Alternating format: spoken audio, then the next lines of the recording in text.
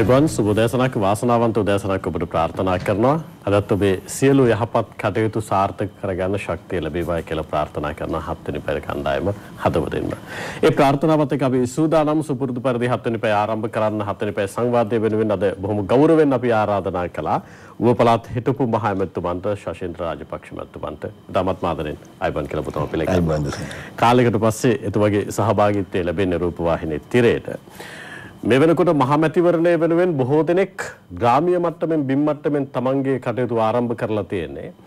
අපි දැකපු දන්සල්වාදී දේශපාලනයෙන් එහාට ගිහිල්ලා ප්‍රතිපත්තිමය වශයෙන් වූ ක්‍රියාවලියක බොහෝ දෙනෙක් නිරත වෙනවා. ශෂීන්ද්‍ර රාජපක්ෂ මැතිතුමන්ගේ දේශපාලන ගමන් මගත් ඒකමද එහෙම නැත්නම් වෙනත් විදිහකට සිද්ධ වෙන්නේ? අනිත් කාරණේ දිගු කාල නිහඬියාවකින් පස්සේ ඇයි මේ තකහණියක් පාර්ලිමේන්තුවට ඡන්ද ඉල්ලන්නේ? මොකද්ද තියෙන වැඩපිළිවෙල?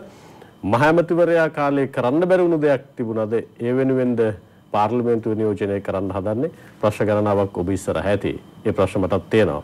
අපි කොන්දේසි විරහිත ප්‍රශ්න කිරීමක් කරමු. මහමැතිතුමා හිටපු මහමැතිතුමා ඇයි ඔබතුමා එකපාරම මෙවර මහමැතිවරණය සඳහා ඉදිරිපත් වෙන්න හිතන්නේ? මම හිතන්නේ මම පටන් ගන්න ඕනේ 2010 පාර්ලිමේන්තු මැතිවරණයේදී.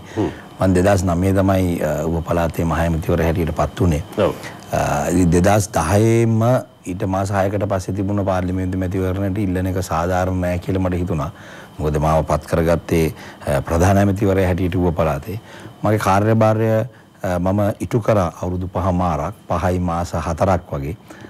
දසුන් දන්නවා ඊට පස්සේ 2015 ජනවාරි මාසයේ බල පෙරලියත් එක්ක අපිව බලෙන් නීත්‍යානුකූල නොවන විදිහට අයින් කරා.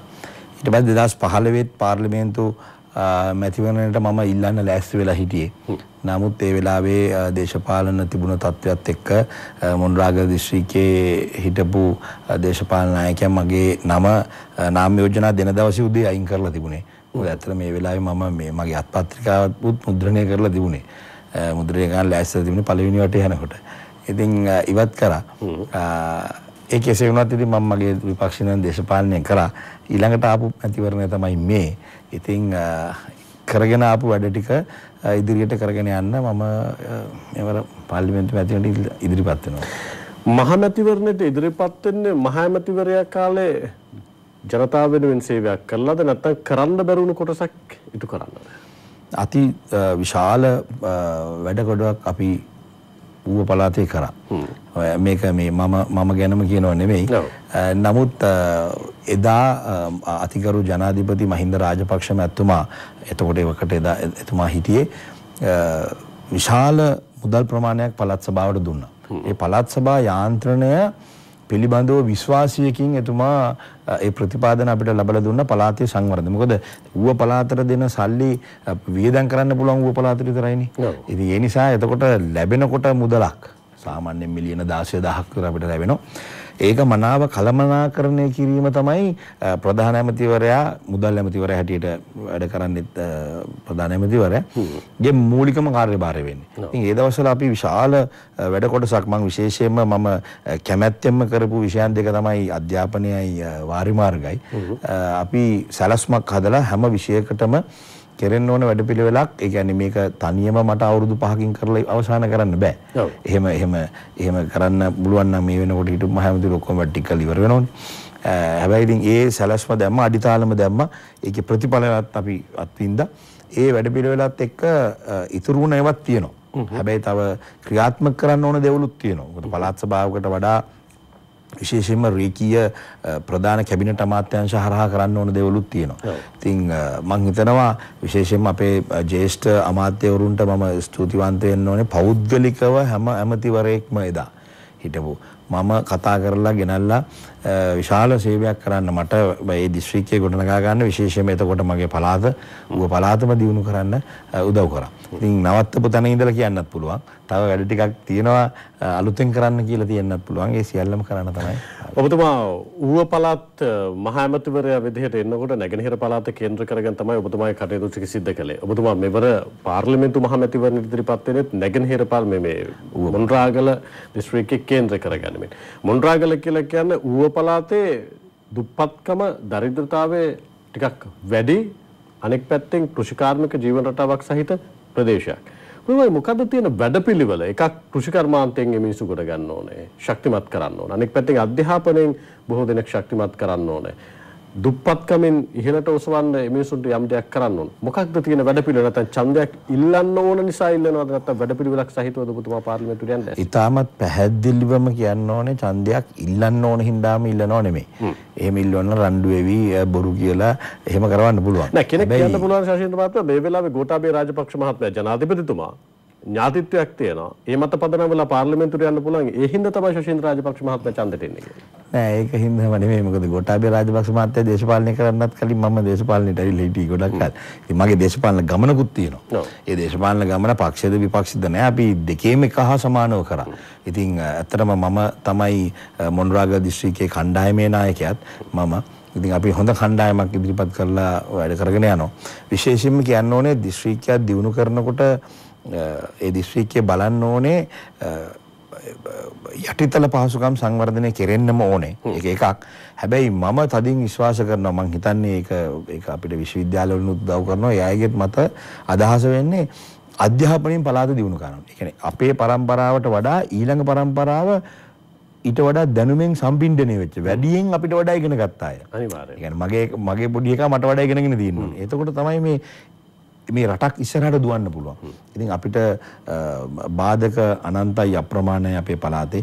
සංවර්ධනයේ ඉතින් සමහර වෙලාවට පාසල් යන්න කියලා ඉල්ලුවම පාසල් වල අඩුපාඩු රාශියක් තියෙනවා. ඇත්තට මම භෞතික සම්පත් වලට වඩා මම විශ්වාස කරේ මගේ නිලධාරීන් මණ්ඩලය මගේ අධ්‍යාපන ලේකම්තුමා අධ්‍යාපන අධ්‍යක්ෂකතුමන්ලා සියලු දෙනාත් සමග සාකච්ඡා කරනකොට අපි බැලුවේ මේ මානව සම්පත පිළිබඳව තමයි අපි වැඩියෙන්ම අවධානය යොමු කරේ. ඒ කාලේ මම අපේ ඌව පළාතේ සියලුම උපාධිධාරීන් 7000කට කිට්ටු වෙන්න 6900 ගාණක් අපි බඳව ගත්තා. ඒ බඳවගෙන නිකම්ම උපාධිධාරියා අපි ඉස්කෝලේකට දැම්මේ නැහැ. මට පාසල් 856 9කට වඩා ප්‍රමාණයක් තියෙනවා. ඒ අය පුහුණු වීමක් දීලා. ඒ පුහුණු වීමේදීත් අපි පුහුණු වීම කියන්නේ විෂය පිළිබඳව දැනුමක් තියෙනවා මේ දරුවන්ට. හැබැයි දැන් ඉගෙනවීම පිළිබඳව වෙනම එකක් නේ. දන්න කෙනාට හැම කෙනාටම උගන්වන්න බෑ. ඉතින් ඒ නිසා ඒ ඉගෙනවීම පිළිබඳව අපි පොඩි පුහුණු වීමක් දුන්නා. එතෙන්දී අපි ඌව පළාත ගැන අපේ පළාතේ තියෙන ඒ භූ විෂමතාවයන් පිළිබඳව ජන වර්ගයා පිළිබඳව මේ පිළිබඳවත් පොඩි අදහසක් දලා අදහසක් දුන්නා. මම ඒ ඔක්කොම උපාධිධාරීන් එදා ඉල්ලුවේ මම ඉල්ලීමක් කරේ අති දුෂ්කර ඉස්කෝල වලට යන්න. අති දුෂ්කර පාසල් වලට ගිහිල්ලා අවුරුදු 3ක් සේවය කළා මේක උදව්වක් දෙන්න අපිට කියලා. එතකොට ඒ අය අත්දැකීම් ලැබුවම ඉල්ලුවත් නැතත් අවුරුදු 3 ඉවර වෙනකොට දුෂ්කරකට එනවා. අවුරුද්දකින් පස්සේ ආයි නගරයට ආසන්න ඉස්කෝලේට එනවා. අවුරුද්දකට පස්සේ ඒගොල්ලන් නගරේ ඉස්කෝලේට එනවා. එතකොට දැන් මෙහෙම අවුරුදු 5ක් යනකොට නගරයේ තියෙන ප්‍රධාන පාසල් වලට අවශ්‍ය ගුරුවරුන්ට, ඒ කියන්නේ මේක මේ ගුරුවරු කියන්නේ අත්දැකීම් ලැබපු ගුරුවරු. අවුරුදු 5කින් පස්සේ එනවා. අනිත් එක ඊට පස්සේ අති දුෂ්කර කරන කෙනාට අදහසක් තියෙනවා අවුරුදු 5කින් පස්සේ මං යනවා නගරෙට නැත්තම් දැම්මොත් දැම්මම තමයි. මේ ගුරුවරු සමහරලාට අපිට යවා ගන්න බෑ පාසල් වලට. දුෂ්කර තමයි. ඉතින් එහෙම ප්‍රවාහන පාසුකම් විශේෂයෙන් පිට පළාත් වලින් එහෙම අපි විද්‍යාපීඨයෙන් එන එහෙම ගුරුවරු ගත්තන් පස්සේ ඉතින් බෝඩ් වෙලා එහෙම ඉන්නේ හරි අපහසුතාවයන් තියෙනවා. ඉතින් අපි මේ ඉල්ලීම කරනවා. ඒ ඉල්ලීම කරලා ක්‍රමානුකූලව මානව සම්පත අපි දැන් ගොඩනැගිලි කොච්චරක් තියනවද, විද්‍යාගාර තියනවද, ග්‍රවුන්ඩ් එක කොච්චර ලොකුද කියලා කියන එක නෙමෙයි අධ්‍යාපනය කියන්නේ. මොනවත්ම දන්නේ නැති දරුවට ඔක්කොම දන්න ගුරුවරයා මේ සියල්ල උගන්වන්න ඕනේ. ඉතින් පන්ති විනාඩි 45ක් හම්බ වෙනවා කාලය මේ කාලසටහනේ. ඉතින් ඒ කාලය තුලදී එහෙම ඒවා අවුරුදු 365න් නිවාඩු ටිකත් අතරියන් පස්සේ ඔක්කොම 200ක් විතර එන්නේ. මේක උගන්වන්න ඕනේ. ඉතින් ඒ දරුවාව අනාගතයට පෙළ ගැස්වීම උගන්වනවා කියලා කියන එක අකුරුම උගන්වන මේකම නෙමෙයි. ඒට වඩා ගොඩක් දේවල් තියෙනවා. දැන් අපි පොඩි අඩුපාඩුකුත් තියෙනවා අධ්‍යාපන පැත්තෙන් බැලුවොත් අපි බලන්නේ හරියද විභාගෙට ලියන්න පුළුවන්ද කියලා. විභාගෙට නෙමෙයි. අපි එහෙම සැලසුම් කරලා අපේ දැන් අපේ විද්‍යාල්පතිවරු සියලු දෙනාම අපි මීපේ අධ්‍යාපන දෙපාර්තමේන්තුවට ගිහලා අපි වෙනම පුහුණුවීමක් කරා. නියෝජ්‍ය විද්‍යාල්පති වෙනම. මම හිතනවා ඒකත් එක්ක 2016 2017 වෙනකොට හොඳ අධ්‍යාපනයේ ප්‍රගතියක් ලැබුවා. මම කියන්න ආඩම්බරයි අපේ දැන් මේ මොහොත වෙනකොටත් කැබිනට් අමාත්‍යාංශවල ලේකම්වරු 3 දෙනෙක් ඌව පළාතේ ඉපදුන අය. මොණරාගල දිස්ත්‍රික්කයේ ඉපදුන අය. ඉතින් හරි අපි ආඩම්බරයි එහෙම. මොකද එහෙම කරාම තමයි ඊළඟට ඉගෙන ගන්න කෙනාට පොඩි දරුවටත් හිතෙන්නේ මමත් හිතෙන්ට යන්න ඉගෙන ගන්න ඕනේ කියලා. ඉතින් එහෙම හොඳ ප්‍රවයක්. මොකද එතකොට භෞතික සම්පත් දිහාම බැලුවා අපි පාරවල් හැදුවොත්, ලයිට් දුන්නොත්, වතුර දුන්නොත්, ගොඩනැගිලි හැදුවොත් හොඳයි, ඒවා කෙරෙන්න ඕනේ, වැඩේ හොඳයි. හැබැයි මේවා පරිභෝජනය කරන්න ඊළඟ පරම්පරාවට දැනුමෙන් සම්පින්දනය වෙච්ච ඒ දැනුම එකතු කරගත්ත හැකියාවක් ශක්තියක් තියෙනවාද කියන එක පිළිබඳව හයියක් තියෙනවා. පොඩි ප්‍රශ්නයක් තියෙනවා. මොකද අපි සමහරවිට අපි දකිනවා සමහරවිට දරුවෝ මේ ඩෙස් බංකු කඩනවා. ඒ අකුරු ලියනවා. එහෙම කරන්නේ තමන්ගේ කියන හැඟීමක් නැති හින්දා. අධ්‍යාපනයෙන් මේ වැඩේ කරොත් පුළුවන්. ඒතකොට මේ අධ්‍යාපනය කිව්වම ඒක කෘෂි කර්මාන්තයට ඍජුවම බලපානවා. ඒතකොට තාත්තට වඩා කුඹරට බහින පුතා යම් කරුණු කාරණා හොඳට තේරුම් ගන්න පුළුවන්කම තමයි බාරන්නේ. දැන් අපි නිකම් පෝර දෙනකොට උදාහරණයක් මම කියන්නේ අහුවෙන ප්‍රමාණය ගහලා දානවා. ඉතින් එච්චර ඕනද? දැන් ඔය කියන්නේ කියොත් එහෙම ගොවි අපි දැන් නිලධාරීන් මේ මූණ පාන ගැටලුවක් එනවා. නිලධාරීන්ගේ රණ්ඩු වෙන වෙලාවල් තියෙනවා. එහෙම නැත්නම් දැන් වගා කරන්න ගියාම අපි මම එක සැරයක් පහුගිය මේ කොවිඩ් කලබල දවස්වල මේ වට්ටක්ක වගා කරන මේ අපේ මොණරාගල බල ප්‍රදේශයේ හිටියා වට්ටක්ක කිලෝ ලක්ෂ 2ක් විතර තිබුණා විකුණ ගන්න බැහැ. ඉතින් මම පෞද්ගලික ආයතනවල ඔය සෝස් හදන ජෑම් හදන කට්ටියට මම කතා කරලා ගේන්න ගිහිල්ලා ඒගොල්ලෝ වට්ටක්ක බලන්න සල්ලිත් අරගෙන ඇවිල්ලා බලන්න මිලදී ගන්න ගියාම ගන්න බෑ. මොකද ඒකට ඕන වට්ටක්ක එක නෙමෙයි වවල තියෙන්නේ. ඉතින් දැන් ඇහුවම ඇයි කියන්නේ මේ එහා පැත්තේ අල්ලපු එක්කෙනා වැව්වනේ. එයාගෙන් ඇහුවා. එයා කිව්වා මේ නෑ අපිට මේ මුදලාලි මේගොල්ලන් ගෙනත් දුන්නේ ඒව තමයි කියලා. ඉතින් සමහරවිට මහා පරිමාණයෙන් වගා කරන අය ඉන්නවනේ. ඉතින් එයා ඒ මහා පරිමාණයෙන් කරන කෙනා මොකක් කර වෙන වැඩකට වගා කරනවා ඇති. ඉතින් කඩේ අපි දැන් ගිහිල්ලා මේ බීජ ගත්තේ කොහෙන්ද කියලා බැලුවා. තව ප්‍රශ්නයක්. ඒගොල්ලන්ට ලැබුණේ මේක තමයි. ඒ හින්දා අපි මේක විකුණනවා. ඉතින් දැන් ඕකට අපි නිලධාරීන් ලව්වා මේ වැඩේ කරන්න උත්සාහයක් ගන්නකොට ගොවි මහතුරු සමහර වෙලාවට අනවබෝධය නිසාම ඒකට කැමති වෙන්නේ නැහැ. දැන් මම නිලධාරීන් ගුණොත් ඇහුවා ඕක ඇයි මේක මෙහෙම පොදිස් දුන්නේ නැත්තේ කියලා.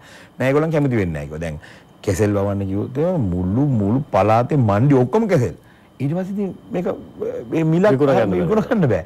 ඉතින් දැන් ඔන්නෝම ප්‍රශ්න තියෙනවා. එතකොට අවබෝධයක් ඇතුව, බුද්ධියක් ඇතුව කරුණු තේරුම් ගන්න, විශ්ලේෂණය කරලා තේරුම් ගන්න පුළුවන් පරම්පරාවක් එක්ක මේ කුඹුරට බැස්සොත් අපිට හොඳ වැඩපිළිවෙලක් හදන්න පුළුවන්. ඔබතුමා මේ හදන්නේ දන්සල්වාදී දේශපාලනයෙන් එහා ගියපු ප්‍රතිපත්තිමය දේශපාලනයක් මත යටි කොටසේ ඉඳන් යලි වර්ධනයක් සඳහා වන වැඩපිළිවෙලක් භූමිය ක්‍රියාත්මක කරනවා. අනිවාර්යෙන් යටි තැන ඉඳන් උඩට නගන්න ඕනේ හොඳට තේරුම් ගන්න පුළුවන් පරම්පරාවක් එක්ක. එතකොට මේක මේ හැම ශේෂ්ත්‍රයකම බලපානවා. දැන් ඔබතුමාලාගේ මේ මාධ්‍යයටත් එහෙමයි. දේශපාලනයටත් එහෙමයි. කෙනෙක් ප්‍රශ්න කරන්න පුළුවන් ඕක කරන්න මහමැති කාලේ බැරි වුණාද කියලා. මම ලොකු උත්සාහයක් ගත්තා. ඒ නිසා තමයි මම පටන් ගන්නකොටම කිව්වේ මම වැඩිම බර දෙව්වේ අධ්‍යාපනයට.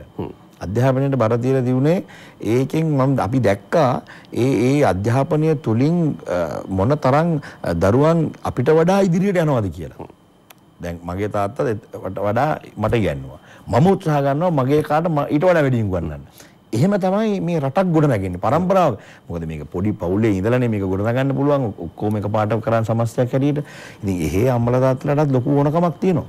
දැන් අපි ගියොත් එම් ඉස්කෝලේකට ගිහිල්ලා මොන හරි උත්සවයක් වෙලාවේදී දෙමාපියෝගෙන් ඇහුවොත් මොනවද ඕනේ කියලා දෙමාපියෝ ඉස්සෙල්ලාම ඉල්ලන්නේ සර් ගොඩ නැගිලි ඕනේ. විද්‍යාගාරයක් ඕනේ. පුස්තකාලයක් ඕනේ. ඉතින් කවුරුවත් අපි අපෙන් ඉල්ලන්නේ නැහැ ගුරුවරු ඕනේ කියලා.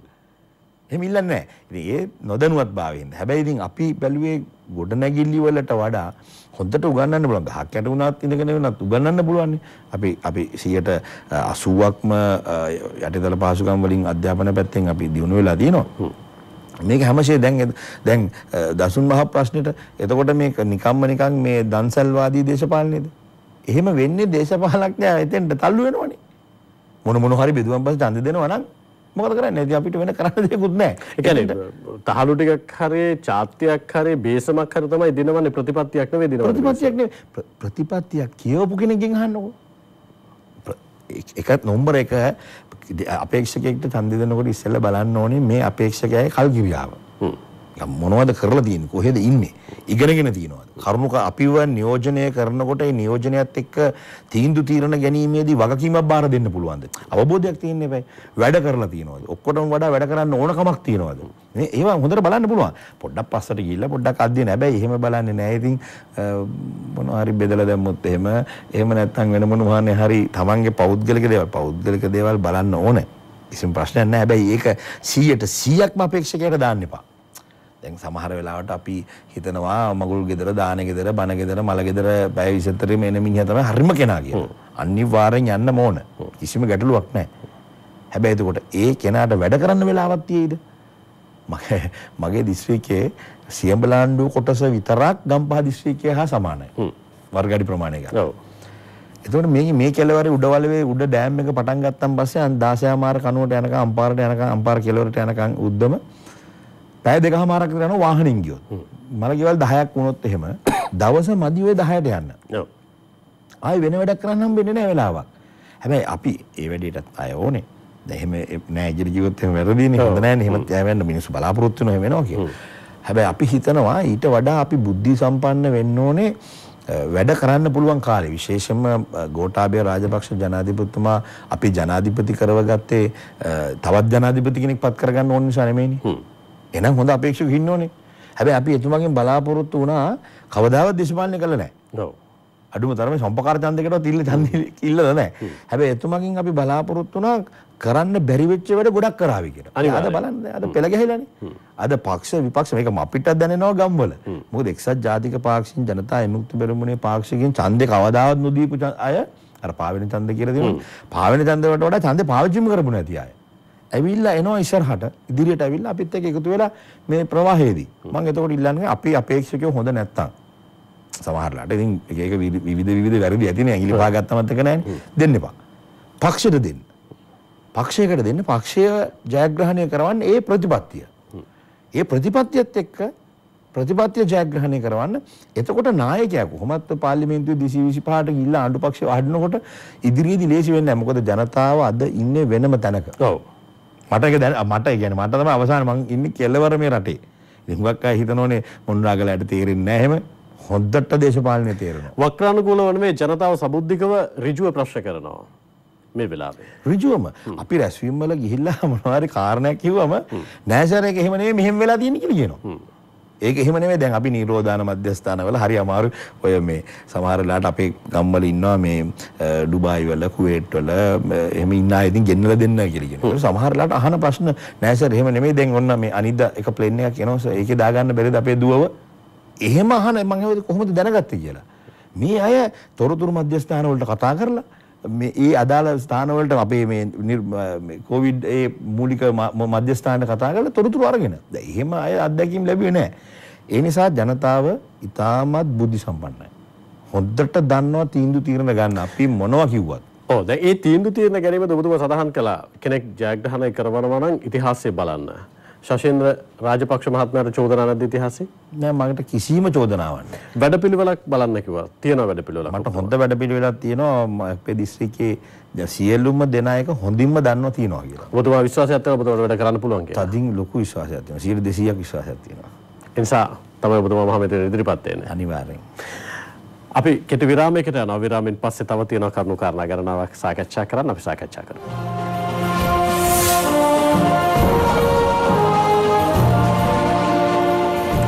අපි විරාමයෙන් අනතුරුව යලිත 7 වෙනි පැයත් එක්ක අද ඌව පළාත් හිටපු මහ ඇමතිතුමන් ශෂේන්ද්‍ර රාජපක්ෂ මහත්මයාගේ අපේ ගෞරවනීය ආරාධනය තුළ 7 වෙනි පැයට වෙතෙන්නේ. එතුමාගෙන් ගැඹුරු ප්‍රශ්න කිරීමක් කළා.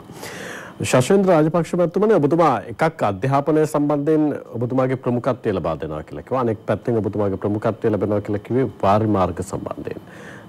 මොණරාගල දිස්ත්‍රික්කයේ ගත්තට පස්සේ කෘෂිකාර්මික ජීවන රටාවක් සහිත ප්‍රජාවක් ජීවත් වෙන ප්‍රදේශයක්. මොකක්ද ඔබතුමාගේ තියෙන වැඩපිළිවෙල වුන් ශක්තිමත් කරන්න කෘෂිකර්මාන්තය පැත්තෙන්? අපි දැනට විශේෂයෙන්ම වාරි මාර්ග අමාත්‍යාංශය හරහා සියලුම ආයතන සම්බන්ධ කරගෙන විශාල වැඩසටහනක් අපි ආරම්භ කරලා තියෙනවා. මූලික වශයෙන්ම අපේ වැව් පද්ධතියක් තියෙනවා. මේක වැව් ලක්ෂයක් තිබිට පළාතක්. ඉතින් මේ හැම වැව් ලක්ෂයත් එක්කම දැන් නම් වැව් ලක්ෂයක් නැහැ මේවා විනාශ වෙලා ගිහිල්ලා සුදුර අධිරාජ්‍යයන්ගේ වාදීන් කාලේ හොඳම තිබිච්ච වැව් ටික ඔක්කොම කඩලා බිඳලා දාලා ඉවර කරලා දැම්මා.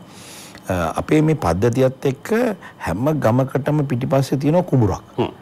ඉතින් එතකොට මේක අවබෝධ කරගෙන තමයි දැන් සමහර තැන්වල එක වැවක් හදලා විතරක් ඉවර කරගන්න බෑ. හදනවා කියලා කියන්නේ අලුතෙන්ම හදන නෙමෙයි. පිළිසකර කරලා සොරවුව හදලා ස්පිල් එක හදලා ওই ටික ඔක්කොම කරනවා. වැව් බැම්ම සකස් කරලා හදන්න. එතකොට මේ මුළු පේලියම අපි කියමු 7ක් 8ක් කියලා ඒ අය 8ම කරාම විශාල වශයෙන් වගා කිරීම කරන්න පුළුවන්. දැන්ට වාරිමාර්ග දෙපාර්තමේන්තුව, ගොවිජන දෙපාර්තමේන්තුව, ඒ වගේම යන්ත්‍රෝපකරණ දෙපාර්තමේන්තුව මේ මොණරාගල දිස්ත්‍රික්කයේ ඇවිල්ලා ඉන්නවා. ඉංජිනේරු දෙපාර්තමේන්තුව මේ අය ඔක්කොගෙම ඉල්ලීමක් කළා මම පොඩි කමිටුවක් හදාගෙන ඒ අයත් එක්ක එකතු වෙලා. මොකද විශේෂයෙන්ම එක ආයතනයකට එකක් බද්ධ වෙන්න ඕනේ. මොකද නැත්නම් එක එක්කෙනෙක් කරන එක අනිත් එක්කෙනා දන්නේ නැහැ. එහෙම පොඩි ගැටලුවක් තිබුණා. ඒ වගේම පළාත් වාරිමාර්ග දෙපාර්තමේන්තුව මේ ටික ඔක්කොම එකතු කරගෙන අපි ඒ වැව් පද්ධතියම සකස් කරලා දෙන්න හදනවා. මොකද වතුර ටික කළමනාකරණය කරලා දුන්නොත් කුඹුරට ආය ගොවියන්ට අපි කියන්න දෙයක් නැහැ. ඒ අය පරම්පරාවෙන් ඉඳන්ම දන්න හොඳට කරන්න. ඉතින් හැමදෙස්සෙම අපි ආයෝජනයක් කරනකොට මොකද මම දකින්නේ මේ මොන වැඩේ කරත් මේක මේ බදු ගෙවන ජනතාවගේ සල්ලි. එතකොට මේක නිවැරදිවම ආයෝජනයක් වෙන්න ඕනේ. ඉතින් මම කියන්නේ මේක පේලියටම පෙළගස්සලා බලන්න මේ කොහොමද මේ ආයෝජනයෙන් අපිට ප්‍රතිඵලයක්. ජාතික ආහාර නිෂ්පාදනයට වෙන්න පුළුවන් ඒ ප්‍රතිඵලය. ඒක කොහොමද වෙන්නේ? කොච්චරක් වෙනවද? ඒකට ඕන මුදල කීයද? ඒක වියදම් කරන්න කිව්වේ. එහෙම අපි වැඩ පිළිවෙල දිස්ත්‍රික්කේ දැන් ක්‍රියාත්මක කරන්න යනවා. අනෙක් පැත්තෙන් තියෙන ප්‍රබල ගැටලුවක් තමයි මොණරාගල දිස්ත්‍රික්කය ගත්තාම මොණරාගල එහා පැත්තේ මොකද ඉංගිනියාගල මායිම වෙන්නේ අම්පාරට ඉංගිනියාගල. දැන් ඔය දුෂ්කර ප්‍රදේශ වල ජනතාව කොළඹට ඇදෙනවා. තරුණ ප්‍රජාව කොළඹට ඇදෙනවා. ඔවුන් සමහරවිට කොළඹට ඇවිල්ලා මේසන් වැඩ කරන්නේ, අත්උදව් වැඩ කරන්නේ, නැත්නම් ගාමන්ට් එක කියන්නේ. ඒකට හේතුව තමයි ඔවුන්ට මේ ප්‍රදේශ කේන්ද්‍ර කරගෙන ක්‍රියාත්මක වෙන කර්මාන්ත බිහි නොවීම. අනෙක් පැත්තෙන් ඔවුන්ට ඒ සඳහා වන අවශ්‍යතා පූර්ණය කිරීම සඳහා අවස්ථාවක් නිර්මාණය නොකිරීම. මොකක්ද ඔබතුමාට ඒ සඳහා තියෙන වැඩ පිළිවෙල? අපේ පළාත්වල යටිතල පහසුකම් විශේෂයෙන්ම ප්‍රධාන නගරයත් එක්ක වරායත් එක්ක ගුවන්තොටුපළත් එක්ක සම්බන්ධ වීමේ තියෙන දුර නිසා තමයි ඔය කර්මාන්තශාලා එන්නේ නැත්තේ. කර්මාන්තශාලා කිව්වට ඉතින් මේක කවුරු හරි පෞද්ගලික ආයෝජකයෙක් නෙන්න ඕනේ.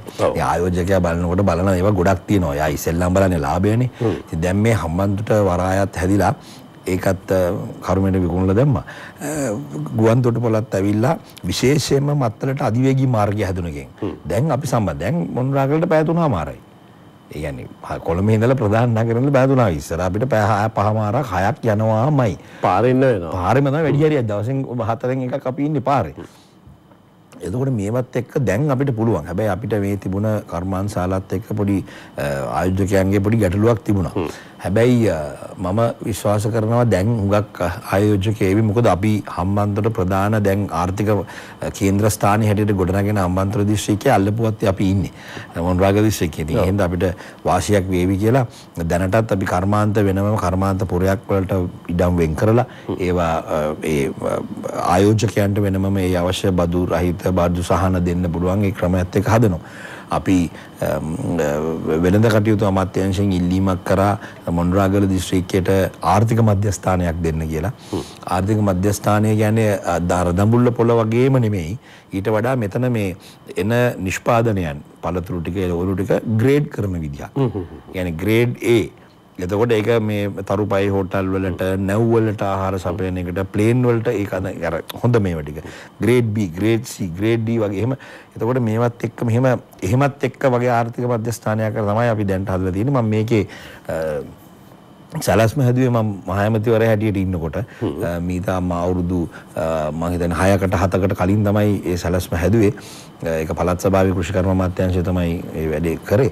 ඉතින් ඒ වගේම අපි බලාපොරොත්තු වෙනවා දැන් මේ වැඩේ කරනකොට අපි කර්මාන්තශාලා වලට ආරාධනා කරලා මේ අය ආවම අපිට තියෙනවද දැනුමක්? අපේ දරුවට තියෙනවද දැනුමක් මේක වැඩ නැත්නම් ආයෙ වෙන කොහෙන් හරි කෙනෙක් මේකට එයි. ඔව් අනිවාර්යයෙන්. දැන් අපේ එක්කෙනා එළියට යනවා. කර්මාන්තශාලා ටික ඇතුළට ආවම ආයෙ පිට එක්කෙනෙක් ඇතුළට එයි. මොකද දැනුම වෙන්න ඕනේ. අපි ඉල්ලීමක් කරා ඇත්තනම මේක අතිගරු ජනාධිපති ගෝඨාභය රාජපක්ෂ මැතිතුමාගේ සංකල්පයක් හැම පළාතකම විශ්වවිද්‍යාල හදාගෙන යන්න කියලා. ඉතින් මේ විශ්වවිද්‍යාල අපේ පළාතේ තියෙනවා. ඌ විශ්වවිද්‍යාලය තමයි තාමත් සාර්ථකවම කරන පොඩිවට අපි කරගෙන යන්නේ ලොකු ප්‍රමාණයක් හොඳටම කරන ක්‍රියා. මම උපකුලපතිතුමා ඇතුළු ඒ කණ්ඩායම ඇවිල්ලා අපි සාකච්ඡා කරා. අපි ඉල්ලීමක් කරා විශ්වවිද්‍යාලෙ මෙහෙට අරගෙන එන එක ප්‍රායෝගික නැහැ. තව විශ්වවිද්‍යාලයක් දාන එකත් ප්‍රායෝගික නැහැ. ඒවා මේ කරන්න පුළුවන් දේවල් නෙමෙයි. හැබැයි අපි ආවේනික වෙලා තියෙන කෘෂි කර්මාන්තයත් එක්ක අපිට සරිලන පීඨයක් අපිට දෙන්න කියලා. කෘෂි කර්මාන්තය වෙනුවෙන්ම. කෘෂි පීඨය අපිට දෙන්න කියලා. හැබැයි මේ කෘෂි පීඨය අපිට දෙනකොට ගොවිතැන්කරණ ගැන නෙමෙයි. ඇග්‍රෝ මාකටිං පිළිබඳව. ඇග්‍රෝ ටුවරිසම් පිළිබඳව. අන්න එහෙම කෘෂි කර්මාන්තයත් එක්කම යන තව විවිධ වූ ආකර්ෂණය වෙන තරුණියන්. කියන්නේ ලෝකයේ අවශ්‍යතාවය සඳහා වන දැනුම සහිත පුද්ගලයෙක් බිහි කිරීම වෙනුවෙන් හරියටම ඒ මොකද දැන් අපි දැන් ඇග්‍රෝ ටුවරිසම් කියලා කියන එක ඒකෝ ටුවරිසම් එකත් එක්ක යනකොට ඇග්‍රෝ ටුවරිසම් කියන එක මේ විශාල ආකර්ෂණයක් එනවා.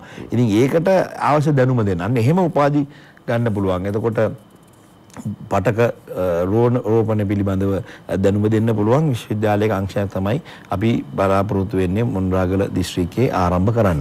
මේ වෙනකොට සාකච්ඡා කරලා තියෙනවද නැත්නම් මේ වෙනකොට ශක්‍යතා අධ්‍යයනය කරලා තියෙනවද වැඩපිළිවෙලක් සූදානම් කරගෙන තියෙනවද? ඔව් අපිට වසර කිහිපයකට කලින් හදපු ගොඩනැගිලි කිහිපයක් තිබුණා. මේක මේ තරුණ මේ යෝන් සේනාංක පුහුණු කිරීමේ මධ්‍යස්ථානයක් හැටියට දැන්ට අපි ඉල්ලීමක් කරා දිසාපතිතුමාගෙන් එතන ආරම්භ කරන්න දෙන්න කියන අපිට හෙට අනිද්දාම ආරම්භ කරන්න පුළුවන්. ඡන්ද වෙනුවෙන් ඔබතුමාලා ඒක ආරම්භ කරන්නේ නැත්නම් ඇත්තටම හෘදය අපි හදවතට එකඟව ගන්න නිවැරදි තීන්දුවක් මත පදනම් වෙලාද ඔබතුමාලා ඒක කරන්න යන්නේ? ඡන්දය වෙනුවෙන්ද කියලා අහුවම ඉතින් ඔක් කරන් පස්සේ ඡන්දය දෙයිද දන්නේ නැහැ. මිනිස්සු මොකද ඒක දෙයි. නෑ මේ තකහණියක් ඔබතුමාලා හරියට කරනවා කියන කාරණේ කරපුවා කෙනෙක් අනිවාර්යයෙන්ම කියන්න පුළුවන්. මම දන්නවා රූපවාහිනී ඉස්සරහා ඉන්න කෙනෙක් කියන්නේ ශෂේන්ද්‍ර රාජපක්ෂ ඔය ඡන්දේ ඉලක්ක කරගෙන තමයි ඔක් කරන්නේ. නැත්තම් ඔබතුමාලා දීර්ඝ කාල වැඩපිළිවෙලක් මත පදනම් වෙලාද ඔබතුමාලා හදිස්සිය මේක කරන්න යන්නේ? නෑ මේක ඇත්තටම හදිස්සිය කරන දෙයක් නෙමෙයි. මහමැතිවරයා කාලේ නම් ඔබතුමාලා සූදානම් තිබ්බා. මහමැතිවරයා හැටියට ඉන්නකොට තමයි අපි ඉස්සෙල්ලාම යෝජනා කරේ. හැබැයි ඒ වෙලාවේ අනිකුත් සංවර්ධන වැඩුත් එක්කත් එක්ක මම ජාතික තලයේ නොහිටීපු නිසා මම යෝජනා කරාට එතනින් එහාට යන්න බැරි වුණා. ඉතින් ජනාධිපතිතුමාට අපි ස්තුතිවන්ත වෙන්න ඕනේ මේ වැඩේට එතුමා මුල පිරුවා. ඇත්තටම අපි යෝජනා කරෙත් නෑ. යෝජනා කරන්න මම ඉතින් මේ ආණ්ඩුවක් අරගෙන පාර්ලිමේන්තු මැතිවරණයෙන් පස්සේ තමයි මේ වගේ බැරෑරුම් දේවල් යෝජනා කරන්නේ. ලහි නෙමෙයි. හැබැයි අද විශ්වවිද්‍යාල ප්‍රතිපාදන කොමිෂන් සභාවෙන් අපේ මහාචාර්යතුමන්ලා මොණරාගල දිස්ත්‍රික්කයේ පළවෙනියෙන් මේ වැඩේ ආරම්භ කරන්න අවසරය දීලා තිනවා. ඉතින් ඒ නිසා අපිට තියෙන්නේ හුඟක් මේ කතිකාචාර්යවරුන්ගේ ගැටලුව තමයි තියෙන්නේ. ඒකටත් අපි විසඳුම් සාකච්ඡා කරා. දැන් මේ ජනාධිපති මැතිවරණයත් එකත් පස්සෙම අපි මේ වැට්ටි ඔක්කොම පටන් ගත්තා. මැතිවරණ ඇත්තට මම යෝජනා කරන්න හිටියේ මේක මැතිවරණයෙන් පස්සේ. මොකද මේක දැන් කරන්න ඉතින් හරියට එහෙම ප්‍රතිපත්ති හරියට ගල ගන්න බැරි වෙයි කියලා හිතාගෙන. හැබැයි දැන්ටම අපි මූලික අඩිදාලම තියාගෙන වැඩ පටන් ගත්තා. කියන්නේ ඔබතුමා මහමැතිවරයා කාලේ ඔබතුමාට නිවැරදි සැලැස්මක් තිබුණා, ඉලක්කයක් තිබුණා. ඒ මත පදනම් වෙලා හදපු ශක්‍යතා වාර්තා සහ ඉස්සරහින් බිහි කළ යුතු ශිෂ්‍යයා පිළිබඳව තියෙන මනා කියවීමත් එක්ක තමයි ඔබතුමාලා මේක ආරම්භ කරන්න ලෑස්ති වෙන්නේ. නැත්නම් වැඩපිළිවෙලක් නැතුව නෙවෙයි. නෑ අනිවාර්යයෙන්ම මොකද මේ වැඩපිළිවෙල පිළිබඳව මම ඉල්ලපු හැම මැතිවරණයකදීම මම ජනතාවට ඉදිරිපත් කරා. ඒක මේ දැන් ඇහුවොත් මේ ඔය ප්‍රශ්නේ වෙන්නේ. හැබැයි ඉතින් 2009 හෝ එහෙම නැත්නම් මම 2014 හෝ ඡන්ද ඉල්ලන වෙලාවලත් මගෙන් ඇහුවා නම් මගේ කතාවක් අරගෙන ගත්තා නම් මේ ITN නාලිකාවේ මැති මම මේ මැදිරීමෙන් දැන් කතා කරලා තියෙනවා මේ පිළිබඳව. එතනදි දැනගන්න පුළුවන් මොකද්ද අපි කොහොමද කරේ කියලා. එක පාට අදහසක් දානවා, අදහස ඩෙවලොප් වෙන්න ඕනේ. වෙලා තමයි මේක ටික වෙන්නේ. හැබැයි අපිට හොඳ වැඩපිළිවෙලකට යන්න සැලැස්මක් කණ්ඩායමක් හැටියට දෙන්න ඕනේ. මම සන්තෝෂ වෙනවා අද ශ්‍රී ලංකා පොදුජන පෙරමුණ නියෝජනය කරමින් මහින්ද රාජපක්ෂ මැතිතුමාගේ පාර්ශවයේ හොඳ උපාධිධාරී හොඳ පිරිසක් ඉන්නෝ ඉදිරිපත් වෙලා. ඉතින් අනිත් තව පක්ෂ පහකිනුත් අපිත් එක්ක එකතු වෙලා ඉන්න ඔක්කොම අපේක්ෂකව 9 දෙනයි. ඉතින් ඒ කණ්ඩායමත් එක්ක මේ වැඩේ මට කරගන්න පුළුවන් වෙයි කියලා මම තදින් විශ්වාස කරනවා. මොකද මේක තනියෙන් කරන්න වැඩේ බැලුවොත් උත්සාහ ගත්තොත් එහෙම කරන්න බෑ. මොකද කතා කරලා ගෙනල්ලා මෙහි ප්‍රධාන ආයතන එහාට සම්බන්ධ කරනවා. සම්බන්ධ කරයින් පස්සේ එහෙත් ඉන්න ඕනේ මමත් එක්කම මේ වැඩේට අනුගත වෙලා දැනුමත් එක්ක කරන්න පුළුවන් හයියක් තියෙන තේරුම් අරගෙන දැන් විශ්වවිද්‍යාලයක පීඨයක් ගියනකොට උපකුලපතිතුමා ඒ ආචාර්යතුමන්ලත් එක්ක කතා කරනකොට ඒගොල්ලන්ටත් විශ්වාසයක් තියෙන්න බෑ මේ යකා මේ කියන වැඩේ කරන්න පුළුවන්ද කියලා. ඉතින් අපි මේ යෝජනාව දානකොට එතුමන්ලා තමයි අපිටත් වඩා වැඩියෙන් උනන්දු වෙන්නේ. දැන් හරිම කැමැත්තෙන් ඇවිල්ලා ඉන්නවා මේ ස්ථාන පරීක්ෂා කරන්න ගියා. ඒ පැත්ත ඔක්කොම කරන්නේම අපි පහසුකම් ටික සපයීම තමයි අපි කරන්නේ. ඉතින් එහෙම හොඳම කණ්ඩායමක් සිටීම මට ලොකු ශක්තියක් කියලා මම තදින් විශ්වාස කරනවා. ඉතින් ඒ නිසා මේ වැඩ ඉදිරියට එන අවුරුදු 5ේදී වේගෙන් කරගන්න පුළුවන් වෙයි කියලා අපි හිතනවා. දැන් මම මේ 5 ඉවර කරා. අපි ජයග්‍රහණය කරයින් පස්සේ මැතිවරණේ අවුරුදු 5යි ඒ 5ේදී ඔක්කොම ඉවර කරලා දානවා. නෑ එහෙම කරන්න බෑ.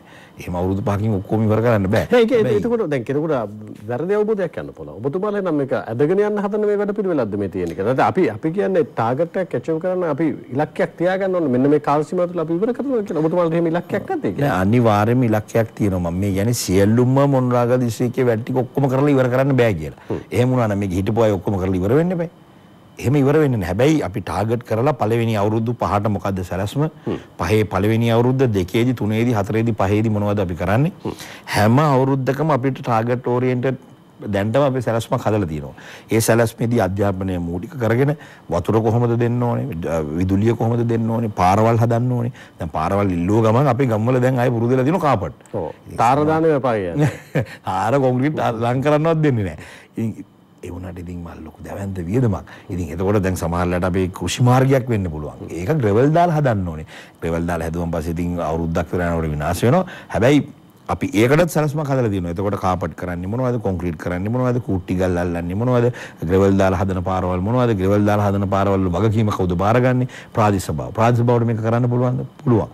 මොකද හැම ප්‍රාදේශ සභාවකටම බැසිල් රාජපක්ෂ මැතිතුමා එදා ආර්ථික සංවර්ධන ඇමතිවරයා හැටියට ඉන්නකොට මගේ මොණරාගල ඌව පළාතේම සියලුම ප්‍රාදේශ සභා යාන්ත්‍රණයටම යන්ත්‍රෝපකරණ දුන්නා. ඉතින් මට මෝටර් ගේඩරයක්, JCB එකක්, ටිපර් එකක්, තලනය, බවුසර් මේ ඔක්කොම තියෙනවා. ඉතින් අපි අවුරුදු 3ක් විතර ප්‍රාදේශ සභා තිබුණේ නැහනේ. ඒවත් එක්ක විනාශ වෙච්ච නිසා දැන් හරි අමාරුයි මේක ගොඩ දා ගන්න. හැබැයි ඉතින් අපි හිමින් ප්‍රාදේශ සභාවන් සියල්ලම අපි ජයග්‍රහණය කරා. පහුගිය 2018 මැතිවරණේ මොණරාගල දිස්ත්‍රික්කයේ තමයි ප්‍රාදේශ සභා සියල්ලම ජයග්‍රහණය කරපු එකම දිස්ත්‍රික්කය මේ රටේ ශ්‍රී ලංකා පොජ්ජන පෙරමුණ. ඉතින් ඒ සභාපතිතුමාලා මන්ත්‍රීවරුත් එක්ක අපි ලොකු වැඩපිළිවෙලක් කරනවා මේ පාරවල් මාර්ග. මේ හැම ශේෂ්ත්‍රයකටම අපි සැලැස්මක් නිලධාරීන් සමග සාකච්ඡා කරමින් අපි දැන් ජල සම්පාදනයට අපේ අග්‍රාමාත්‍ය මහින්ද රාජපක්ෂ මහත්මයා අපිට උපදෙස් දීලා තියෙනවා හැම නිවසකටම පානීය ජලය ලාඳ අපේ පවුල් 1,57,000කට කිට්ටු වෙන්න ප්‍රමාණයක් ඉන්නවා. හැම නිවසකටම පිරිසුදු පානීය ජලය දෙන ක්‍රමවේදයක්. මගේ ඊළඟ ප්‍රශ්නේ තිබෙනවා නොතන. දැන් බොහෝ වෙලාවට පොඩි නේංගියක් ගියපු ගමන් මොණරාගල දිස්ත්‍රික්කයේ ජනතාවට බොන්න වතුර ටිකක් නැහැ. සමහරලාට කලේ උකුලේ තියාගෙන ඔළුවේ තියාගෙන පොඩි එකක් වඩාගෙන කිලෝමීටර් 3-4 යනවා. ඒ කාලේ කරන්න බැරි වෙච්ච දේවල් දැන් කරන්න පුළුවන් වේද කියන කාරණා පිළිබඳ ප්‍රශ්නාර්ථයක් තියෙනවා. ඒකට තමයි අපි මේ සැලැස්මක් හදලා ඉවරලා පානීය අපි මේක පටන් ගත්තේ ඇත්තටම මහින්ද රාජපක්ෂ මහත්මයා එදා ජනාධිපතිවරයා හැටියට කටයුතු කරන කාලේ 2014 දී මඩුල්ල දඹගල්ල පොළ විවෘත කරන වෙලාවේ තමයි කිව්වේ ඉස්සෙල්ලාම මේ මොණරාගල හැම ගෙදරකටම වතුර දෙන්න ඕනේ කියලා. ඉතින් අපි පටන් ගත්තා. ඊට පස්සේ අවුරුදු 5ක් අපි හිටියේ නැහැ. දැන් අපි ආයේ සැලැස්ම අර නිලධාරීන් ඇවිල්ලා දැන්ට අපි සැලැස්ම මුළු දිස්ත්‍රික්කයේ දෙන්න පුළුවන් කොහොම සමහර තැන් තියෙනවා දෙන්න බැරි තැන්. වතුර ගෙනියන්න බෑ. يعني විශාල මොනතරම් විශාල වුණත් ව්‍යාපෘති කරගන්න බෑ. විකල්ප නැද්ද ඉතින් ඒවට? ඒවට විකල්ප හොයනවා. දැන්ට අපේ නිලධාරීන් ඒ පිළිබඳව විකල්ප හොයනවා. මේ ජල මූලාශ්‍ර හොයාගෙන කොහොමද මේවට ජලය දෙන්නේ කරන්නේ කොහොමද කියලා. හොඳම උදාහරණයක් මොණරාගල ප්‍රධාන නගරයට වතුර නැහැ. ප්‍රධාන නගරයේ වතුර නැහැ ඉස්පිරිතාලෙටත් ඇතුළුව. ඉතින් අපි 2013 පටන් ගත්ත කුඹුකන් වගේ ව්‍යාපෘතිය. ජල ව්‍යාපෘතිය. පවුල් 78000කට දැලිව අවසාන මොණරාගල දිස්ත්‍රික්කයේ කෙළවරක් එතෙන්ට යනකම් වතුර අරගෙන යනවා. ක්‍රියාත්මක කළා වැඩේ ඉවරයි දැන්. අපේ කාලේ අපි පටන් ගත්තා. ඊට පස්සේ පහුගිය කාලයක අවසන් කරා. එහෙම ව්‍යාපෘති 32ක් දල වශයෙන් අපි හඳුනගෙන තියෙනවා. 3කට අපිට අවසරය ලැබිලා තියෙනවා දැන්ට හෙට අනිද්දාම අපිට පටන් ගන්න පුළුවන් වේවි. මේ තව මාසෙකින් විතර ඒක කරොත් අපි හිතනවා 90%කටම පානීය ජල ප්‍රශ්න විසඳෙවි කියලා. ඊට පස්සේ ඊටු 10%ට කොහොමද දෙන්නේ කියන එකත් දැන් සැලසුම් කරගෙන යනවා. මොණරාගල දිස්ත්‍රික්කය කියලා කියන්නේ අපේ රටේ කෘෂි ආර්ථිකය තුල හදවතක් වගේ තමයි. එක් පැත්තක් ගොඩ භෝග වගාව අනෙක් පැත්තෙන් මඩ භෝග වගාව. මොකද්ද ඔබතුමාලට තියෙන වැඩපිළිවෙල මොණරාගල දිස්ත්‍රික්කයේ කේන්ද්‍ර කරගැනීමෙන් ඌවේ පළාතේ හිටපු මහා මැතිවරයා වෙල්ලක්ෂයක් තිබුණු ප්‍රදේශයත් ඔබතුමාට තිබුණ මොකක්ද තියෙන වැඩපිළිවෙල මේ පුරන් කුඹුරු ටික අස්වද්දගෙන ජාතික ආර්ථික වෙනුවෙන් කෘෂි ආර්ථිකයක් මත පදනම් වෙච්ච සැලැස්මක් රටේ යාවත් කරන්න. පහුගිය දවස්වල මේ කෘෂිකර්ම අමාත්‍යාංශයේ විසින් මේ පුරන් කුඹුරු අස්වැද්ද වීමේ වෙනම තරුණයන් පිරිසක් ඇවිල්ලා වැඩේ කරන්න ආරම්භ කරා වැඩසටහන රටේ. ඔව්.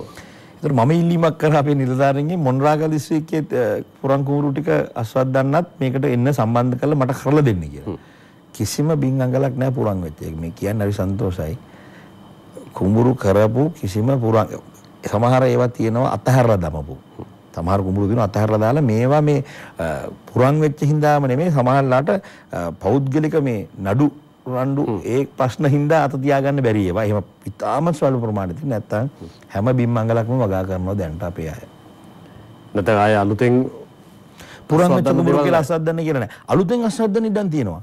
ඒකට තමයි අපි වාරි කර්මාන්තය දිනු කරගෙන මොකද වතුර ප්‍රමාණය වැඩි කරන්න ඕනේ. ජල පෝෂක ප්‍රමාණයන් වැඩි කරලා ජල රඳා පවතින ප්‍රමාණය වැඩි කරලා අපිට කුඹුරුවක් කර 100කට දෙන්න ඕන වතුර ටික මේක 120ක් කරොත් එහෙම ලොකුවට බෑ අපිට පැතිවල. හැබැයි අඩු ගානේ අක්කර 20 30 40 එක වැවකින් පෝෂණය කරන්න අලුතෙන්ම පෝෂණය කරන්න එහෙම ඒවා තියෙනවා. එහෙම ඒවා බලාගෙන තමයි දැන් අපි මේ වාරි මාර්ග දෙපාර්තමේන්තුවත් එක්ක එකතු වෙලා මේ වැඩේ ආරම්භ කරේ. අපිට කෙටි විරාමයකට අවසර දෙන්න විරාමෙන් පස්සේ අපි යලි මුල ගැහෙමු.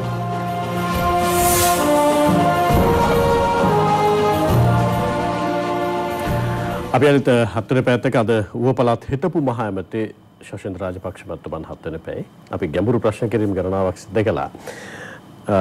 ශෂීන්ද්‍ර රාජපක්ෂ මහත්මයානි මේ වෙලාවේ ජාතික දේශපාලනය තුළ ඔබතුමාලා 3-2 පාර්ලිමේන්තුවේ නියෝජනයක් අපේක්ෂා කරනවා. පුළුවන් වේද ගන්න? දේශපාලනික වශයෙන් බැලුවම 3-2ක් ගන්න පුළුවන්ද කියන එක පිළිබඳව තර්කයක් තියෙනවා. හැබැයි වැඩි බහුතර ආසන ප්‍රමාණයක් අපිට දිනා ගන්න පුළුවන් කියලා අපි විශ්වාස කරනවා. අනිත් එක තමයි අපිට සාමාන්‍ය 135කට 40කට විතර කිට්ටු වෙන්න යන්න පුළුවන්.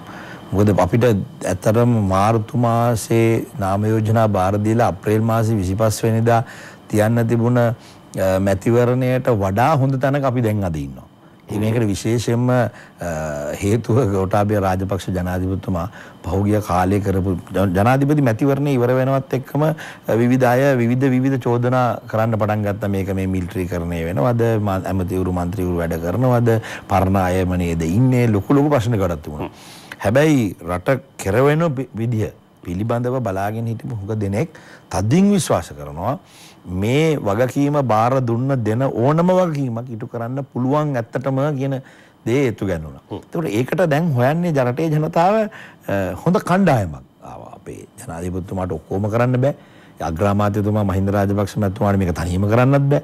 එතකොට කවුද මේකට තෝරාපත් කරගන්නේ? ඒ තෝරාපත් කර ගැනීමේදී මම විශ්වාස කරනවා ජනතාව කලින්කට වඩා මේක නිකම් මේ ප්‍රසිද්ධ දේශපාලනයට වඩා බුද්ධිමත් දේශපාලනයකට යාවි කියලා මම තදින් විශ්වාස කරනවා. විපක්ෂය නම් කියන්නේ ගෝඨ ජනපති සජිත් අගමැති කියලා. එහෙම සුසංයෝගයක් આવොත් බැරිද කරන්න?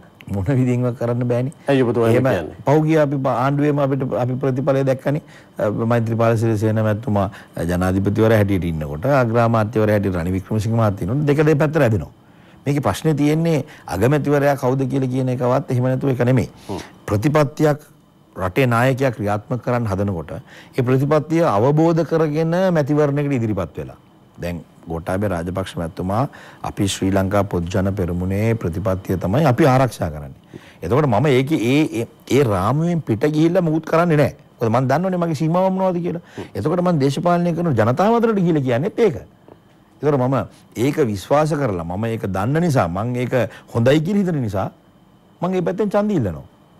එතකොට එහෙම ඡන්දේ මැතිවරණයකට ඉදිරිපත් වෙන පිරිසක් නියෝජනය කරමින් පාර්ලිමේන්තුවට තේරිපත් වුණාම ඒගොල්ලන් ආරක්ෂා කරන්නේ ප්‍රතිපත්තිය. දැන් එක්සත් ජාතික පක්ෂයට වෙන වැඩපිළිවෙලක් තියෙනවානේ. ජනතා විමුක්ති පෙරමුණට වෙන ප්‍රතිපත්තියක් වැඩපිළිවෙලක් තියෙනවා. ඒතකොට අපිට වෙනම එකක් තියෙනවා. ඉතින් ඒක හොඳ හින්දානේ එදා පහුගිය අවුරුද්දේ ගෝඨාභය රාජපක්ෂ මැතිතුමාට මේ රටේ බහුතරයක් ඡන්දි දුන්නේ. එතකොට ඉතින් ඒකට අනුගත වෙච්ච කණ්ඩායමක් තමයි අනිවාර්යෙන් පාර්ලිමේන්තුවේ අග්‍රාමාත්‍යවරයාගේ ඉඳලා ඒ කණ්ඩායම ඉන්න ඕනේ. මොකද එතකොට මේක ක්‍රියාත්මක කරන්න පුළුවන්. නැත්තම් මතිමතාන්තර ගැටෙනවා හැමදාම තර්ක විතර්ක.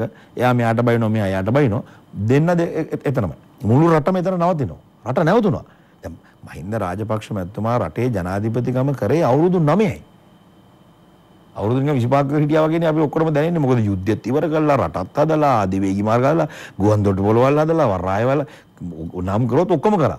ඉතින් අපි හිතනවා නිකන් අවුරුදු 9 නිකන් 90ක් හිටියා වගේ තමයි දැනෙන්නේ. ඒ මහින්ද මහත්තයාට අපි බැන්නේත් 90ක් හිටියා වගේනේ. හැබැයි 9 දී සෑහෙන වැඩක් කරා. මොකද හොඳ පාර්ලිමේන්තුවක්, ශක්තිමත් පාර්ලිමේන්තුවක්. ඒකේ වැඩ කරන්න ඕන අය හිටියා. ඒ ප්‍රතිපත්තිය රැක කරනවා. දැන් ආයේ කාලය ඇවිල්ලා තියෙනවා. එතකොට මේක වෙනස් වුණොත් ඔක වෙනස් වෙලා වෙන කෙනෙක්ට ආගමැතිකම ගියොත් එහෙම මේක කරන්න හම්බෙන්නේ නැහැ. අනිත් ඊට පස්සේ රණ්ඩු වෙන එක විතරමයි වෙන්නේ. ඒ නිසා අපි 100% නෙමෙයි මේක 1000ක් මහින්ද රාජපක්ෂ මැතිතුමා ඇතුළු අපේ කණ්ඩායම අපි රකින්න ප්‍රතිපත්තිය ආරක්ෂා කරන්න පුළුවන් පිරිසක් පාර්ලිමේන්තුවට තේරීපත් විය යුතුමයි. මොකද අපි සමහර වෙලාවට අපේ කණ්ඩායම ඇතුළේ විවිධ ගැටලුම් තියෙනවා. ඒවා ජනතාව තෝරලා බේරලා හොයාගනි මොකද්ද කරන්නේ කොහොමද කරන්නේ කියන එක. මගේ ඊළඟ ප්‍රශ්නේ ඔබතුමාව මතු කළා. දැන් ඔබතුමා කියනවා හොඳ කණ්ඩායමක් පාර්ලිමේන්තුවට එවන්න ඕන කියලා. හැබැයි දැන් ඔබතුමාලාගේ පොදු ජන පෙරමුණෙන් දීලා තියෙන නාම යෝජනා දිහා බලපුවාම බොහෝ දෙනෙක් කරන චෝදනාවක් තමයි පරණ කට්ටියම තමයි අලුත් වෙස්මුණක් දාගෙන අවිල්ලා ඉන්නේ. දැන් මේ කට්ටියටම තමයි ඡන්ද දෙන්න වෙලා තියෙන්නේ. මේ කට්ටියට ඡන්ද දුන්නාම පාර්ලිමේන්තුවට ගිහලා අලුත් දෙයක් මිනිස්සුන්ට බලාපොරොත්තු වෙන්න පුළුවන්ද කියන කාරණය. පැහැදිලිවම කියන්න ඕනේ ඔය හිටපු අයටම ඡන්දෙ දෙන්න ඕනේ කියලා කියනකොට හිටපු එකෙත් හොඳ අය හිටියා. වැඩ කරපු අය හිටියා. ඒක මගෙන් එකෙන් එකට හැරෙව මට උත්තර දී ගන්න බෑ. හැබැයි ඒ පැතිවල ජනතාව විශේෂයෙන්ම ඒ නියෝජිතයා නියෝජනය කරන ජනතාව හොඳටම දන්නවා. ජනතාවත් එක්ක හිටියා මොනවද කෙරුණේ කියලා. රටක සමූහයක් හැටියට ගත්තොත් එහෙම විශ්ලේෂණාත්මකව බලපු දේශපාලනය දිහා බලන ඕන කෙනෙක්ට කියන්න පුළුවන් මේ අහවලා මේ වැඩේ කරා කියලා. ඊළඟට ඒක අනිත් පැත්ත. ඔව්. ඒ අයම තෝරගන්න ඕනේ නැහැ. එහෙම තෝරගන්න ඕනේ නැහැ. කොහෙවත් එහෙම එකක් නැහැ. අද රට පෙළ ගැහිලා ඉන්නවා අලුත් කණ්ඩායමක් තෝරන්නේ. ඒ කණ්ඩායම නිකම්ම ආවට ගියාට මේ හුරේ පාර දැම්මන්ට පෝස්ටර් ගැහුවට කාර එහෙම දෙන්නේ නැහැ. දැන් උදාහරණයක් අපේ පක්ෂයෙන් අපි තීන්දුවක් ගත්තා මේක 100%ක්ම අපි තාම මේ වුණේ නැහැ. හැබැයි අපේ නායකයෝ අපිට කිව්වේ පෝස්ටර් ගහලා කරන්න එපා. ගෙදරින් ගෙදරට ගිහිල්ලා ජනතාව ඒකටත් පොඩි මේ කොරෝනා හින්දා පොඩි ප්‍රශ්න තියෙනවා. හැබැයි ජනතාව දැනුවත් කරලම ඡන්දෙ ගන්න උත්සාහයක් ගන්න. ඒතකොට ජනතාවත් දන්නෝනේ හරියට මේ කණ්ඩායම මොනවද කරන්නේ කියලා. අපි අපේ සංඝයන්ටත් අපි කිව්වේ දේශපාලනයේ ගිහිල්ලා දැනුවත් කරලා කරන වැඩේ හරියට පැහැදිලිව කරන්න කියන්න කියලා ඒකට අපි ගන්න කියලා. ඒකට අනුගත වෙච්ච මේ දේශපාලනය 2020 පාර්ලිමේන්තු මැතිවරණ රටේ දේශපාලනය උඩු යටිකුරු කරනවා. විශාල අලුත් කණ්ඩායමක් ඇතුළට ඒවි. ජනතාව ගොඩාක් බලාපොරොත්තු තියාගෙන ඉන්නවා. ඉතින් ඒවා සාක්ෂාත් කරගන්න බැරි වුණොත් ප්‍රශ්නත් එයි. අවුරුදු 5කින් පස්සේ ආය ජනතාවට තීන්දුවක් දෙන්න වෙන්නේ. ඉතින් ඒකට තියෙන ඉතේ බලාපොරොත්තු ඉෂ්ට කරන්න පුළුවන් විශේෂයෙන් ගෝඨාභය රාජපක්ෂ මැතිතුමාගේ මේ වැඩපිළිවෙලට අනුගත වෙලා කැමැත්තෙන්ම අනුගත වෙලා ඉන්න පිරිසක් තෝරාගත්ත වෙනවාමයි. ඔබතුමාලා විශ්වාස කරන පරිදි තරුණ නියෝජනයක් සැලකිය යුතු විදිහට දීලා තියෙනවද නාම යෝජනාවලේ? විශාල නියෝජනයක් තියෙනවා. අපේ ශ්‍රී ලංකා පොත්ජන පෙරමුණේ වැඩි හරියක් ඉන්නේ තරුණ අය. අපේක්ෂක මම එකෙන් එක නම් කියන්නේ නැහැ. මේ තරුණ කියලා කියන්නේ මේ අවුරුදු 20 25 ඒවා නෙමෙයි. හැබැයි ඉතින් අවුරුදු දැනුමක් තේරුමක් තමන්ගේ දේශපාලන ප්‍රතිපත්තිය ආරක්ෂා කරන්න පුළුවන් දේශපාලන දැනුමක් තියෙන තරුණයන් පිරිසක් අද මේ අපේ අපේක්ෂකත්වය ලැබිලා තියෙනවා. අපි ඇත්තට මේ ගැන සන්තෝෂයි අපි සන්තෝෂයි මොකද මේ නියෝජනය රටකට අවශ්‍යමයි. ඔක්කොම තරුණයෝ නෑ එහෙම වෙන්නේ නෑ. මේකේ විද්වතුන් හැම පාර්ශවෙම ඉන්න ඕනේ. විශේෂයෙන්ම අධ්‍යක්ීම් කියන එක වයසත් එක්ක එන දෙයක්. අනිවාර්යයෙන්. ඒක නිකන් මේ අවුරුදු 25 කොල්ලෙට දුන්නම ඔක්කොම දන්නවා උපාධිත් ඔක්කොම කොල්ලයක් තිබුණා පල්ලියටම වැඩේ කරන්න බෑ.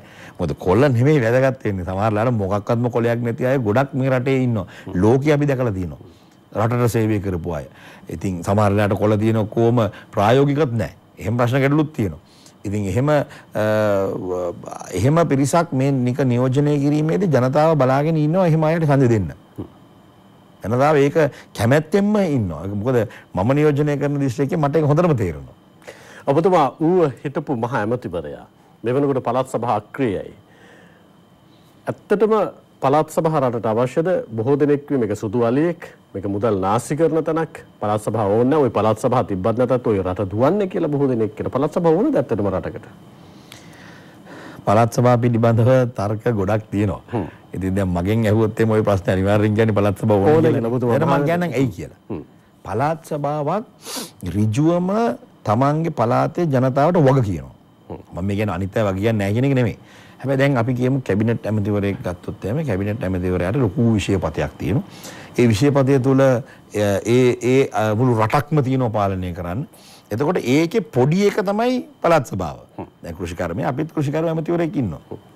එයාගේ වග කියන්නේ මේ පළාතට බදුල්ල දිස්ත්‍රික්කයටයි මොනරාගල දිස්ත්‍රික්කයට. එතකොට අපිට ලැබෙන ප්‍රතිපාදන මුදල් ප්‍රමාණය මනා කල්පනාකරණය කිරීමකින් යුතුව ආයෝජනය කරා ඌව පළාතට. මම මේ ඌව පළාත ගැන උදාහරණ ගන්න මෙහෙම නමයක් තියෙනවා.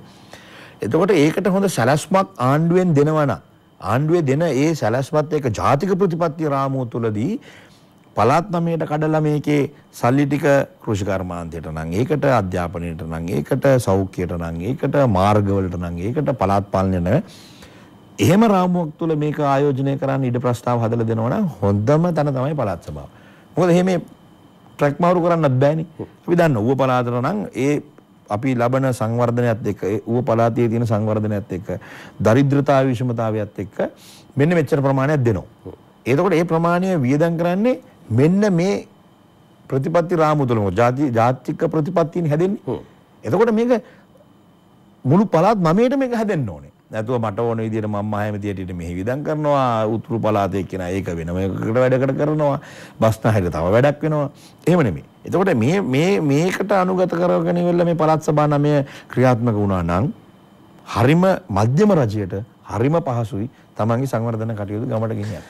ඔබතුමා හිටපු මහමැතිවරයා හින්දා කරන ඔය විග්‍රහය තව අවුරුදු 5කින් පාර්ලිමේන්තු නියෝජනය කරලා ඇවිල්ලා මම අහුවොත් ඔබතුමා කියයි දන්නේ නැහැ දසු මධ්‍යම ආණ්ඩුවට මේක කරගන්න පුළුවන් ඇත්තටම ඕනේ නැහැ කියලා. නෑ එහෙම වෙන්නේ නෑ මොකද මම මේක ප්‍රායෝගිකව දැකපු කෙනෙක්. එක උදාහරණයක් ගන්න. මධ්‍යම ආණ්ඩුවට ඇයි ඍජුව ජනතාවට සේවය කරන්න බැරි? එතන ගලා යාම පිළිබඳ ප්‍රශ්නයක් තියෙනවා. මම ඒකට උදාහරණයක් ගන්න. දැන් උදාහරණයකට අධ්‍යාපන අමාත්‍යාංශයේ ඌව පළාත ගත්තොත් පාසල් මධ්‍යම ආණ්ඩුවේ ප්‍රධාන අධ්‍යාපන අමාත්‍යාංශයට තියෙන කීයද? පළාත් අධ්‍යාපන දෙපාර්තමේන්තුවට තියෙන කීයද? මට 850කට වඩා පාසල් තියෙනකොට මේ පාසල් වලින් මොනරාගල ගත්තොත් එහෙම 6යි තියෙන්නේ මධ්‍යම ආණ්ඩුවට. ඉතුරු ටික ඔක්කොම තියෙන්නේ අපේ මේ 200 ගාන 257ක් සියල්ලම තියෙන්නේ පළාත් සභාව හරහා. එතකොට මොකද පළාත් සභාවේ පළාතේ අධ්‍යාපන අධ්‍යක්ෂකතුමා, කලාප අධ්‍යක්ෂකවරු, කොට්ටාස අධ්‍යක්ෂකවරු සියල්ල කළමනාකරණය කරන්නේ පළාතෙන්. එතකොට සමහර වෙලාවට ජාතික පාසල් තියෙනවා. සමහර ජාතික පාසල් තියෙනවා ගුරුවරු නැහැ. ඉතින් අපිට කතා කරලා කියනවා අනියුක්ත කරන්න කියලා. අනියුක්ත කියන්නේ පඩි අපි ගෙවනවා වැඩ එහෙ. ඉතින් මේක ප්‍රායෝගිකව හොඳද කියන එක පිළිබඳව පොඩි ගැටලුවක් තියෙනවා. සමහර ඉතින් එහෙන් මේවාට වඩා විශාල ව්‍යාපෘතින් ගණනාවක් අධ්‍යාපන අමාත්‍යාංශයෙන් යනවා. ඒ වගේම ජාතික පාසල් වලට මුළු රට හැමතැනම ජාතික පාසල් තියෙනකොට මේවා අධීක්ෂණය කිරීමේ අපහසුතාවයක් ඇති. ඉතින් එතකොට පළාත් වලට කඩලා දුන්නම පළාත් අධ්‍යක්ෂකවරු 9 දෙනා ගෙනාවා. අධ්‍යක්ෂකවරු 9 දෙනා අධ්‍යාපන ලේකම්වරු පළාතේ 9 දෙනා ගෙනල්ලා කිව්වා මේක කරන්න මේ විදිහට කරන්න මෙන්න ඔයාලට සල්ලි මෙන්න ඔයාලට මේක කිව්වා නම් ඒ අය ගිහිල්ලා මේ යාන්ත්‍රණය ක්‍රියාත්මක කරනවා. ඒකයි මම එහෙම ඒ උදාහරණය මේ අධ්‍යාපනයේම ගත්තේ. එතකොට අපේ පාසල් ටිකේ වගකීම අපිට කොහෙවත් බෑනේ දැන් අධ්‍යාපන අධ්‍යක්ෂතුමාම මේ පළාතෙම කෙනෙක්. ඉතින් කලාපයක් කෙනා එතකොට දෙමාපියෝ අඩු ගන්න කාර්යාලයට බැන්න ගෙදර හරි වහගෙන යනවා. මොකක් අඩුවක් තියෙනකොට. හොඳට මම ප්‍රායෝගිකව දන්න දෙයක් පළාතේ අධ්‍යාපන දෙපාර්තමේන්තුවෙන් ලොකු වැඩක් කරනවා ජාතික අධ්‍යාපනයට වඩා. ඉතින් ඒක මම මේ හැල්ලු කරනවා නෙමෙයි. ඒකේ පහසුකම් ටික තියෙනවා. ඒ ඔක්කොම කරනවා. ඒ වුණාට අපි මං කලින් කිව්වා වගේ මානව සම්පත් හොඳට ශක්තිමත්ව පළාත් වලට දුන්නොත් මානව සම්පත ශක්තිමත් කරලා දුන්නොත් පළාතේ ඒ ඕනම දෙයක් ඉටු කරගන්න පුළුවන්. සමහරවල්ලාට දින පළාත් සභාවට ගියාම ආයෙතනින් එළියට එන්න දෙන්නේ නැහැ. ඒ කියන්නේ රාජ්‍ය සේවයේත් පොඩි එහෙම අදහසක් තියෙනවා. පළාතක ලේකම්වරේ පළාත් රාජ්‍ය සේවයට ගියන් පස්සේ ආයෙ යන්න හම්බෙන්නේ නැහැ කැබිනට් අමාත්‍යාංශයකට කොළඹට යන්නේ. ඒක පොඩ්ඩක් අඩු කරන්න වෙනවා. මම මේ පහුගිය කාලෙත් එහෙම ලොකු උත්සාහයක් ගත්තා පළාත් සභාවේ ඉන්න නිලධාරීන් කොළඹ අමාත්‍යාංශ වලට යවා ගන්න මම අතිගරු ජනාධිපතිතුමාගෙනුත් ඉල්ලීමක් කරලා අපි 4-5 දෙනෙක්ම යවුවා. ඒතර විශ්වාසය හදනවනේ. ඒතර මම පළාතේ වැඩ කරනවා. පළාතේ හොඳ අවබෝධයක් එනවා.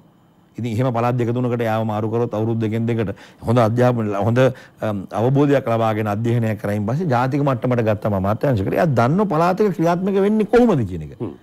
අන්න එතනදී තමයි මේ පළාත් සභා ක්‍රමය වැදගත්ම වෙන්නේ. අපි අවසන් විනාඩි කිහිපෙ ඉන්නේ. අපේ රට සේවා ආර්ථිකයක් මත පදනම් වෙලා තියෙන සංචාරක කර්මාන්තය පිළිබඳව මේ මොහොත වෙන විටත් ප්‍රබලව කතා වෙනවා. මොන්ටාගල කියන්නේ සංචාරක පුරවරයක් වෙනුවෙන් සහ සංචාරකයන් ආකර්ෂණය කරගන්න ස්ථාන ගණනාවක් සහිත ප්‍රදේශයක්. ඔබතුමාට මොකක් හරි වැඩපිළිවෙලක් තියෙනවද? ඒ පිළිබඳව මොකක් හරි අවබෝධයක් වෙනවද? ඔබතුමාලා අධ්‍යයනයක් කරලා තියෙනවද? ඒ සම්බන්ධයෙන් පළාතේ නැත්නම් දිස්ත්‍රික්කයේ යම් මෙහෙවරක් කරන්නේ?